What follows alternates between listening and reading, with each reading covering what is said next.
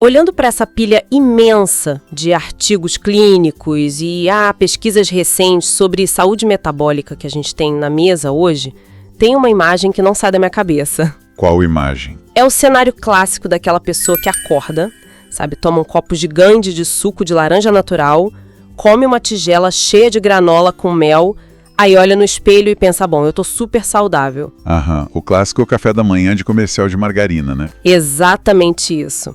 Mas, se a gente olhar para os dados nesses papéis aqui, o que a gente vê é que por dentro pode ter um incêndio invisível tomando conta de tudo.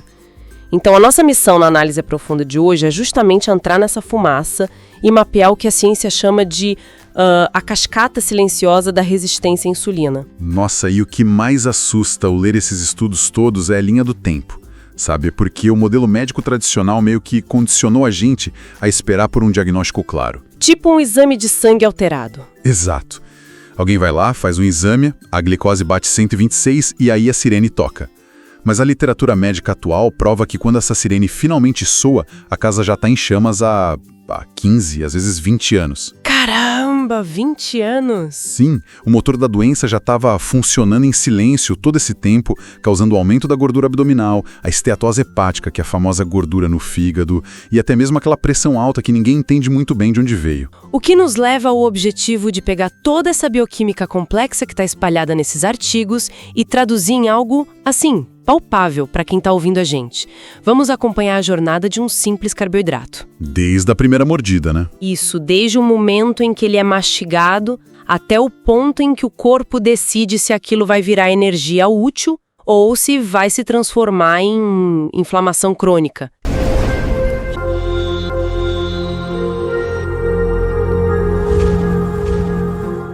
Bom, para entender essa jornada, a gente precisa dar um passo para trás e olhar para a mecânica básica da digestão. Existe um abismo fisiológico entre comer um carboidrato envolto em fibras, tipo uma batata doce ou um brócolis, e um carboidrato refinado. Tipo o açúcar de mesa, a farinha branca, o pão francês de cada dia? Exatamente, a biologia humana não lida com essas duas coisas da mesma forma. Mas espera aí, deixa eu fazer o papel de advogado do diabo aqui. Pro corpo, no final das contas, não vira tudo açúcar? Tipo, a digestão não quebra tudo até chegar na mesma molécula de glicose? Eu lembro de ler algo sobre a digestão começar na própria saliva. Com enzimas já atacando a comida na boca. Sim, e você tem razão, vira tudo glicose no final.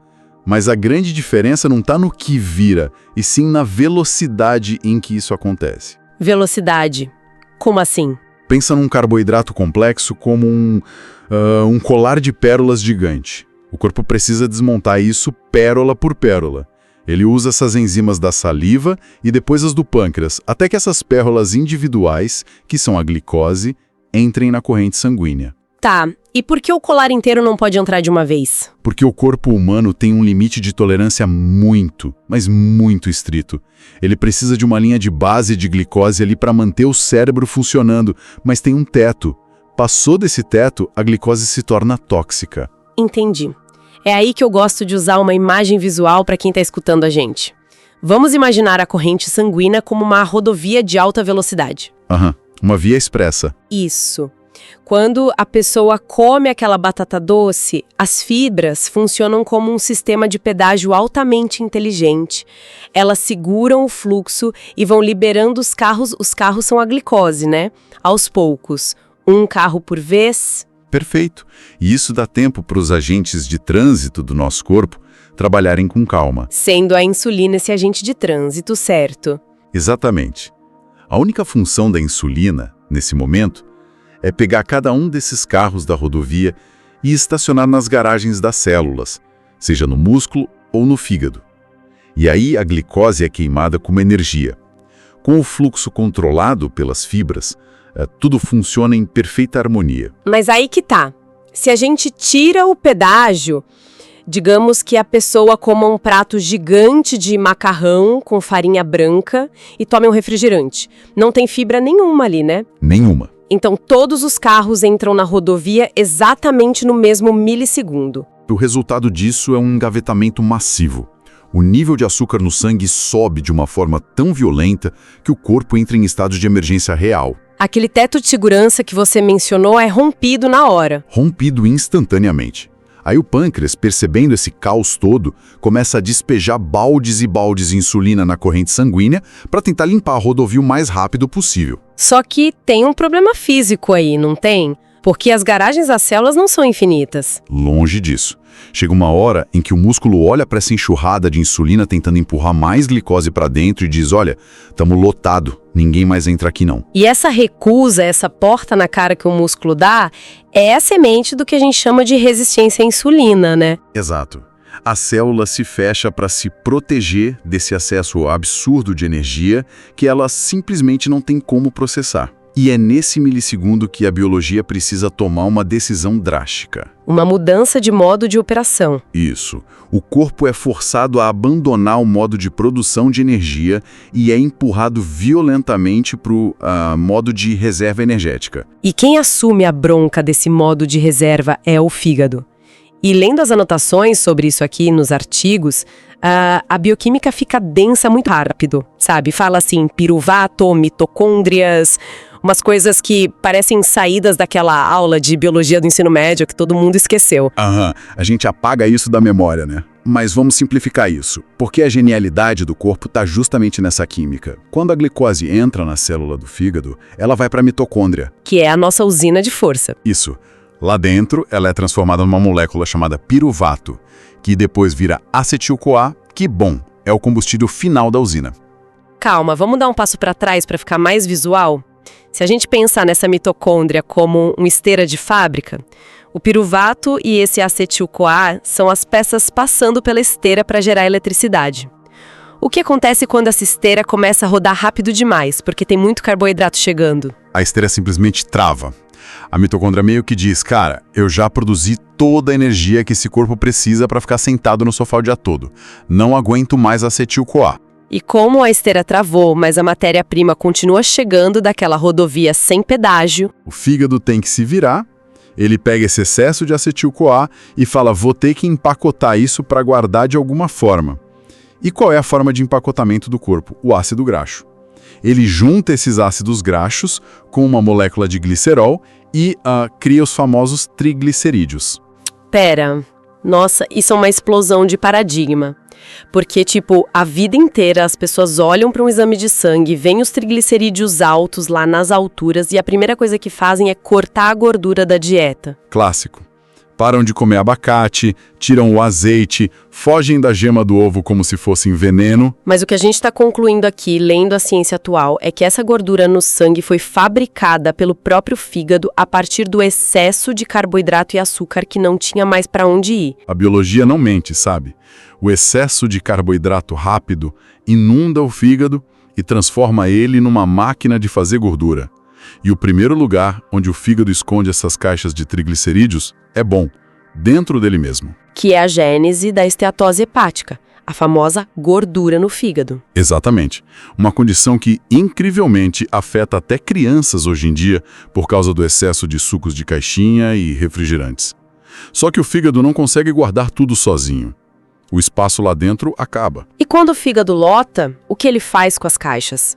Ele começa a despachar essa gordura para o depósito que o corpo entende ser o mais expansivo de todos, a circunferência abdominal, a famosa barriga.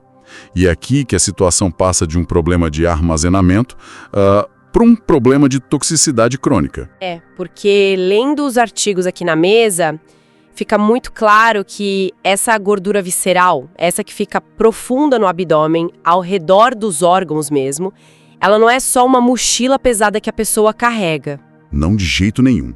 Ela é metabolicamente superativa, ela age literalmente como um órgão endócrino independente, sabe? Como se fosse um tumor metabólico produzindo substâncias nocivas 24 horas por dia. Que loucura! E que tipo de substâncias? Essa gordura específica produz e lidera marcadores inflamatórios pesadíssimos. 2 dos principais são a interleucina 6, ou IL-6, e o fator de necrose tumoral alfa, o famoso TNF-alfa. Eu estava tentando achar uma forma de visualizar como essas moléculas de nome complicado destroem a saúde, e eu pensei no seguinte, a insulina é tipo uma chave. Uma chave perfeita. Ela viaja pelo sangue, chega na porta da célula, encaixa na fechadura, gira, a porta abre e a glicose entra. O que a inflamação faz, o que essa IL-6 faz, é agir como um chiclete mastigado que alguém enfiou dentro da fechadura. Nossa, essa analogia é cirúrgica. A chave até chega lá, mas não gira de jeito nenhum. A glicose fica presa do lado de fora, na corrente sanguínea. E o que o pâncreas entende disso tudo? Ele mede o sangue, vê que a glicose continua alta e conclui erroneamente: poxa, deve estar faltando chave. Então ele entra em desespero total e manda mais 50 chaves iguais, despejando ainda mais insulina no sangue. E aí a gente tem o ciclo vicioso perfeito. O excesso de insulina e carboidratos cria a gordura abdominal. Essa gordura secreta o tal do chiclete inflamatório que bloqueia a fechadura. O bloqueio força o pâncreas a produzir mais insulina ainda. E essa hiperinsulinemia toda sinaliza para o corpo armazenar ainda mais gordura abdominal. Que vai gerar mais inflamação e entupir mais fechaduras. O corpo fica completamente preso nesse loop de retroalimentação destrutiva. O mais cruel disso tudo é que esse motor fica girando no fundo por 1, 2 décadas. As pessoas vão ganhando peso devagar, se sentindo um pouco mais cansadas a cada ano, mas a glicose no exame de rotina continua lá supostamente normal. Porque o pâncreas está fazendo o trabalho sujo de bombear a insulina sem parar, para forçar a barra, né? Exato, mas uma hora a conta chega. Até que a represa quebra. As células beta do pâncreas, que são as fábricas que produzem essas chaves, elas trabalham no limite máximo por anos. Uma hora, elas entram em falência funcional. Elas literalmente começam a morrer de exaustão. E, nesse momento crítico, a produção de insulina despenca ladeira abaixo. E sem o maquinário para empurrar a glicose para as células, o açúcar no sangue que passou anos ali marcando 90, de repente pula para 120, 150, 200. É aí que vem o diagnóstico oficial do diabetes tipo 2. Mas tem um fenômeno que ocorre nessa fase avançada que parece um paradoxo completo para a maioria das pessoas. Qual? As pesquisas mostram que pacientes com diabetes não controlado começam a perder peso de forma muito agressiva. Espera, a pessoa passou 30 anos ganhando gordura e do nada começa a definhar. Isso não faz o menor sentido se a gente pensar que o sangue dela está abarrotado de energia. Faz sentido se a gente lembrar do chiclete na fechadura e da falta de chaves que a gente acabou de falar. O sangue dessa pessoa está parecendo um xarope de tanta glicose, mas a porta da célula está completamente trancada. As células dos músculos e dos órgãos estão literalmente morrendo de fome crônica. Nossa, o cérebro recebe o sinal de que o corpo está em inanição profunda. Exato. Para sobreviver, o corpo começa a devorar a própria musculatura e as reservas de gordura antigas, tentando achar energia de alguma forma. É como morrer de fome no corredor de um supermercado lotado. Uma imagem terrível, cara. E o que sobra no sangue não é nem um pouco inofensivo. Essa glicose a 300 miligramas navegando pelas artérias age como vidro moído, né? Vidro moído, perfeitamente. Ela vai rasgando o endotélio, que é aquele revestimento interno super delicado dos vasos sanguíneos.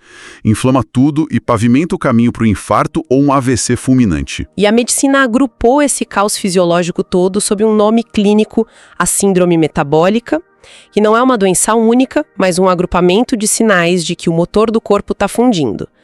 Lendo aqui, existem 5 critérios oficiais e se alguém apresentar 3 deles, o diagnóstico está fechado. Vamos listar isso para quem está escutando poder mapear a própria saúde em casa. O primeiro, claro, é a fita métrica, a circunferência abdominal aumentada. O segundo são os triglicerídeos, acima de 150, que a gente já entendeu que é o fígado empacotando o excesso de açúcar e não a gordura da carne. Exato. O terceiro é o colesterol HDL. O colesterol bom, muito baixo, abaixo de 40 em homens e 50 em mulheres. Porque a inflamação simplesmente destrói o HDL. O quarto é a glicemia de jejum passando de 100. E o quinto, o quinto é o que sempre me deixa perplexa, a pressão arterial acima de 130/85. A conexão oculta que a imensa maioria das diretrizes nutricionais ignora. Sim, porque eu confesso que antes de estudar esses materiais, hoje eu acreditava muito na narrativa padrão. Se a pressão subiu, a culpa é única e exclusiva do saleiro, certo? O médico manda zerar o sal da comida.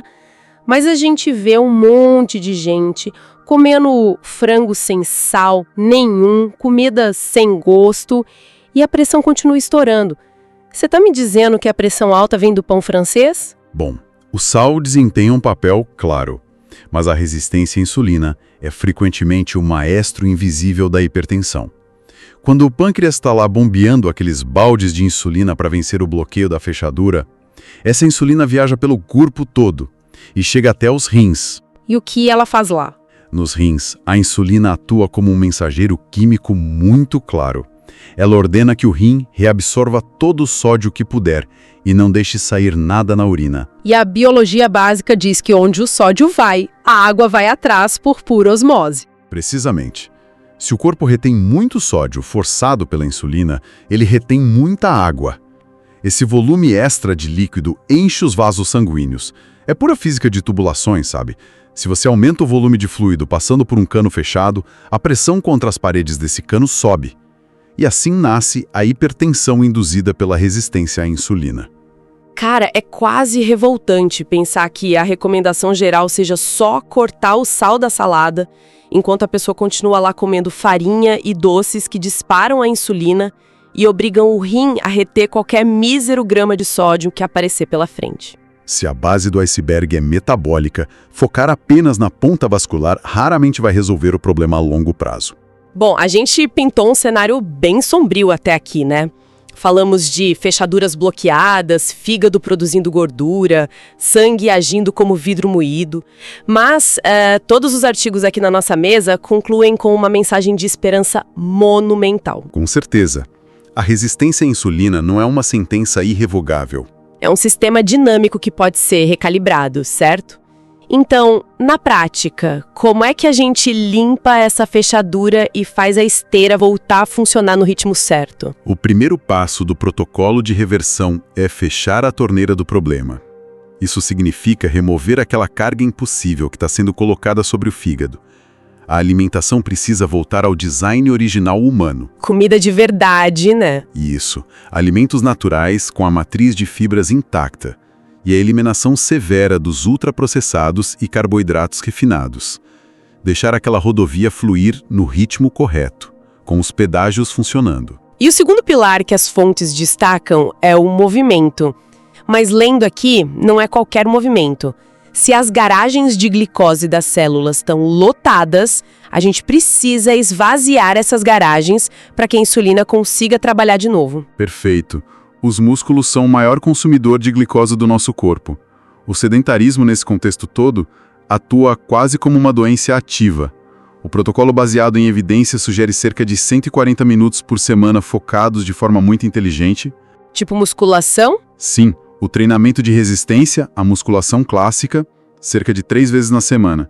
Isso hipertrofia as fibras e constrói literalmente novas garagens para o açúcar.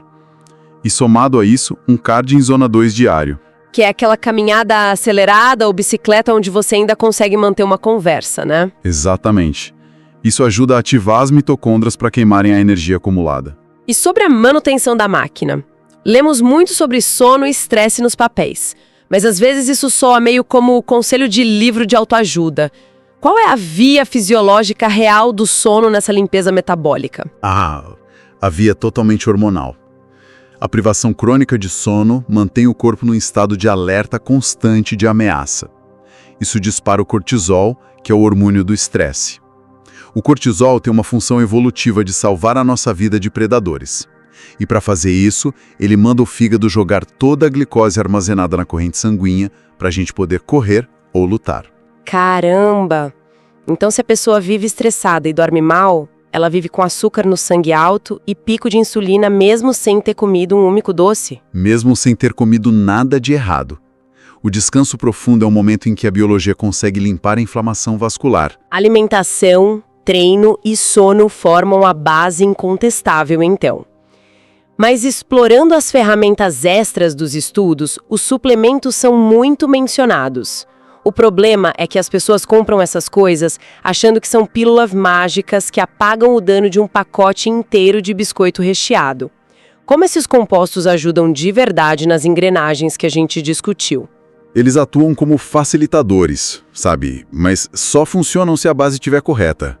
A berberina, por exemplo, que é muito estudada em doses de cerca de 500 mg 2 vezes ao dia, atua quase como um solvente químico. Solvente para o chiclete na fechadura. Isso mesmo. Ela ajuda a limpar aquele chiclete inflamatório da fechadura da célula, melhorando a captação da glicose de forma independente da insulina. Interessante. E o myo-inositol? Eu vi que é muito citado para a saúde feminina. Sim, geralmente em doses de 1.000 a 2.000 miligramas diários. Se a berberina limpa a fechadura, o inositol funciona como um lubrificante no mecanismo interno da porta, garantindo que o sinal da insulina seja transmitido certinho para dentro da célula. É especialmente vital para mulheres lidando com a síndrome do ovário policístico. Que, pelo que os dados mostram, é intimamente ligada à resistência à insulina, né? Também temos o magnésio e o ômega 3 nessa lista clínica. O magnésio glicina, cerca de 300 miligramas, age como o óleo nas engrenagens das mitocôndrias. Sem ele, a esteira de produção de energia trava mais rápido. O ômega 3 entra como um corpo de bombeiros molecular. Ele acalma aquele incêndio da inflamação vascular e protege o endotélio. E por fim, o ácido alfa-lipoico, que é um antioxidante poderoso que entra nas células para remover a ferrugem oxidativa deixada por anos de glicose alta. Síntese de tudo isso é, no mínimo, muito empoderadora para quem está acompanhando a gente. Porque mostra que a nossa saúde não é uma roleta russa genética, em que a gente simplesmente cruza os dedos e torce para o melhor. Nós somos os engenheiros desse sistema. Com certeza. Os sinais do corpo, seja a barriga que cresce, o triglicerídeo que sobe ou a pressão que estoura, são apenas o painel de instrumentos avisando que o combustível está errado. Nós temos as ferramentas para limpar o painel, desobstruir as rodovias e voltar a produzir energia com eficiência máxima. E eu gostaria de fechar nossa análise propondo uma reflexão de mudança de paradigma para a galera que está escutando. Manda! Hoje a gente descobriu que a nossa gordura corporal não é um estoque inerte e passivo. Descobrimos que ela age como um órgão de comunicação real, gritando sinais químicos como a IL-6, que mudam o comportamento do coração, dos vasos, do fígado e do pâncreas. E aí fica a pergunta se um tecido que a gente considerava apenas reserva tem o poder de ditar o colapso celular inteiro, que outras conversas silenciosas os nossos tecidos estão tendo neste exato segundo. Nossa, profundo isso! Como essa comunicação interna microscópica tá, sem a gente perceber, ditando os nossos humores diários, nossa clareza mental e o nosso futuro biológico. É um pensamento que muda completamente o peso de cada escolha que fazemos sobre o que colocar no nosso prato e como movimentar nosso corpo.